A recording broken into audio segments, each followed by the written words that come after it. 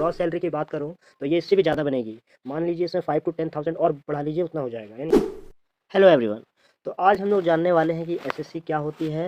Actually ये video उन लोगों के लिए बहुत यूज़फुल होने वाली है जो अभी स्टार्ट करना चाहते हैं एक गवर्नमेंट जॉब के लिए, और उन्हें कुछ पता नहीं है, कुछ आइडिया नहीं कि एग्ज़ाम कैसे होती है, कैसे पढ़ना है और सैलरी स्ट्रक्चर क्या है, कैसे तैयारी करनी है, वो सब कुछ ए टू जेड आज मैं इस वीडियो में कवर करने वाला हूँ। तो चलिए एक एक करके जानते हैं कि एसएससी क्या है, एग्ज़ाम पैटर्न इसकी क्या होती है, सिलेबस क्या है, सैलरी स्ट्रक्चर क्या होगा और इसके लिए कैसे तैयारी करें, हाउ टू प्रिपेयर, और स्टडी मटेरियल कहाँ से मिलेगा। ये वीडियो उन लोगों के लिए काफ़ी हेल्पफुल होगी जो अभी स्टार्ट करने वाले हैं, बिगिनर्स हैं। तो आइए स्टार्ट करते हैं। तो एसएससी क्या है? एसएससी एक स्टाफ सिलेक्शन कमीशन, एक आयोग है जो एग्ज़ाम्स कंडक्ट करवाती है, मल्टीपल्स एग्ज़ाम्स कंडक्ट करवाती है। बट मैं मेनली 4 एग्ज़ाम्स लिया हूँ जो मोस्ट जनरली लोग देते हैं, जैसे कि एमटीएस जो मल्टीपल टास्किंग स्टाफ होती है इसकी फॉर्म, और CHSL combined higher secondary level, third में है CGL combined graduate level, and fourth and last CPO central police officer. इसके अलावा और भी स्टेनोग्राफर वगैरह एग्ज़ाम्स कंडक्ट कराती है एसएससी, बट मैंने उसको इंक्लूड नहीं किया है बिकॉज़ वो एग्ज़ाम जनरली लोग नहीं देते हैं क्योंकि उसमें अलग स्किल्स की डिमांड है। तो मोस्ट ऑफ द स्टूडेंट्स जो देते हैं ऑल ओवर इंडिया से, मैंने उन एग्ज़ाम्स को लिया है। तो आइए देखें सैलरी स्ट्रक्चर क्या होगा। तो एमटीएस में सैलरी स्ट्रक्चर जो आपकी नेट पे यानी कि इन हैंड सैलरी जो आपके हाथों में दी जाएगी, वो सैलरी बनेगी एमटीएस में 31,000 टू 35,000। एंड सीएचएसएल यानी सेकेंडरी हायर लेवल एग्ज़ाम में आपकी सैलरी बनेगी 35,000 टू 40,000। इसी तरह से सीजीएल में आपकी 70 से लेकर के 86,000 तक नेट पे बनेगी, और सीपीओ में आपकी इन हैंड सैलरी 60,000 से 80,000 बनेगी। ये आपकी नेट पे यानी इन हैंड सैलरी है। अगर मैं ग्रे की एमटीएस में अगर ग्रॉस सैलरी तो आपकी 40,000 बनेगी, वो आपका डिडक्शन होता है जब आपको रिटायरमेंट के बाद वो पैसा वापस दिया जाता है। तो हमें करना क्या पड़ेगा और इसके लिए क्या एलिजिबिलिटी होती है? इसके लिए सिंपल सा, आपको कुछ नहीं, बस सिंपली आपको 10th पास होना चाहिए, चाहे आप 3rd डिवीज़न से क्यों ना हो, बस सिंपली आपको पास होना चाहिए बस। और सीएचएसएल में 12th पास, सीजीएल में ग्रेजुएशन होना चाहिए, और सीपीओ में भी ग्रेजुएशन होना चाहिए। तो अब बात आती है, हमने सैलरी देख लिया, सैलरी अच्छी खासी है, तगड़ी है, ठीक है, कोई दिक्कत नहीं है। और जब जॉब भी गवर्नमेंट है तो इसकी तैयारी कैसे करें? तो इसमें मेनली 4 सेक्शंस हैं, जो कि एक है मैथ, दूसरी रीजनिंग, तीसरी इंग्लिश है, और फोर्थ है जीके जीएस। तो मैथ तो बहुत से लोग कर ही लेते हैं, रीजनिंग भी आसानी होती है, इतनी हार्ड होती नहीं है, बस आपको प्रैक्टिस करना होता है।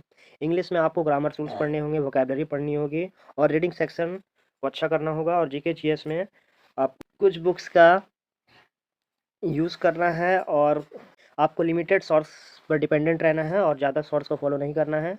लिस्ट लिमिटेड सिलेबस फॉलो कीजिए और अपनी तैयारी को बेहतरीन बना सकते हैं। देखते हैं कि करके किसके लिए क्या कर सकते हैं। बुक्स एंड स्टडी मटेरियल में अगर देखें तो ये दो बुक आपके पास होनी ही चाहिए, ठीक है। ये दो बुक्स जो मैं बता रहा हूँ, ये बहुत इंपॉर्टेंट बुक्स हैं, ये बहुत ज़रूरी है, इसके बिना आप तैयारी नहीं कर पाएंगे। एक है black book of English vocabulary और एक है सामान्य ज्ञान। ये जीके जीएस ओवरऑल आपके लिए बहुत अच्छा है। अगर आप कोई और बुक फॉलो कर रहे हैं जैसे कि लूसेंट, तो वो भी ठीक है, वो भी अच्छी बुक है, उसी अगर आपके पास है तो वही फॉलो कीजिए और कोई बुक लेने की ज़रूरत नहीं है। लेकिन आपके पास अगर नहीं है तो मैं रिकमेंड करूँगा कि आप ये बुक को लीजिए और इसे फॉलो कीजिए। इसमें क्या है कि ये स्टूडेंट फ्रेंडली है, ये मतलब इसमें स्टूडेंट के व्यू से, कॉम्पिटिटिव एग्ज़ाम के व्यू से दिया हुआ है, ये किरण की बेस्ट बुक है।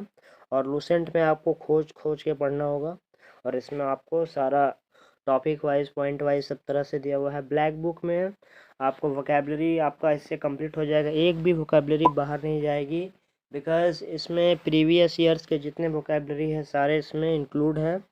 और एमटीएस से लेके आप सीजीएल तक एग्ज़ाम दीजिए, सारा वर्ड मीनिंग इसी से रहेगा।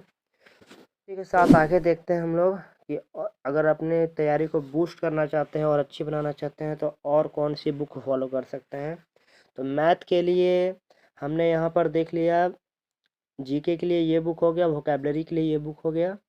और मैथ की बात करें तो किरण की एक बुक आती है हरी वाली, ये वाली बुक आपको सॉल्व करनी है, लेकिन उससे पहले आपको सिलेबस कंप्लीट करना है, चाहे आप पेड कोर्स से कर लीजिए या फिर यूट्यूब की से कहीं से भी आप सारा टॉपिक वाइज सारा क्लियर कर लीजिए।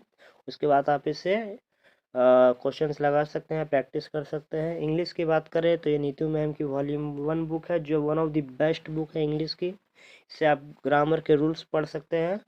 तो आपके पास ये दोनों बुक्स मैंने जो बताई, ये आपको जीके में हेल्प करेगी और ये आपको वोकेबलरी में हेल्प करेगी। इसके अलावा ये जो बुक है ये मैथ, इंग्लिश और ये रीजनिंग के लिए होगा। रीजनिंग में भी आपको टॉपिक वाइज कंप्लीट करना है सबसे पहले, यूट्यूब से जहाँ से भी इसके टॉपिक्स हैं उसको, और फिर प्रैक्टिस करना है। मैं हर एक सेक्शन के लिए एक डिटेल्ड वीडियो लाऊंगा, जिसमें हर एक टॉपिक, उस सब्जेक्ट में क्या क्या टॉपिक पढ़ना है, कहाँ से पढ़ना है, कैसे पढ़ना है, सब कुछ उसमें रहेगा।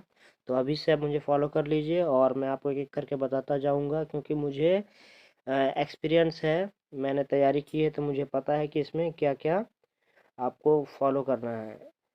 तो इसी के साथ थैंक्स फॉर वॉचिंग। अगर आपको और भी जानकारी चाहिए तो जुड़ कीजिए for more videos. Thank you very much.